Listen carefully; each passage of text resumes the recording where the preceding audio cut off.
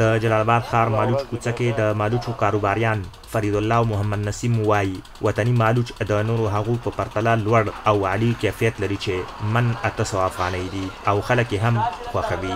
کیفیت خو د وطنۍ ښه ده چې طبیعي جنس ده او جانبي عوارض نه لري او استعمال لپاره هم ښه دي. نو شکر د بیا هم بازارونه شته ده، خپل روزګار ښه ده، شکر د روان ده. نو مهمه خبره این دا ده چې زمونږ خپل د وطن مالوچان د وطني مالوچ کیفیتداره دي، ښه مالوچ دي، اعلی درجه مالوچ دي.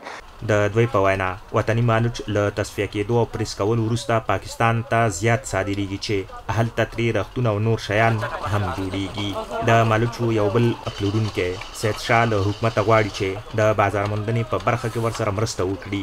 د ده په خبره که حکومت ورسره همکاري وکړي او دوی وطني مالوچ بهرنیو هیوادونو ته صادر کړي نو وطني مالوچ په بهرنیو بازارونو کې هم ښه نوم پیدا کړي.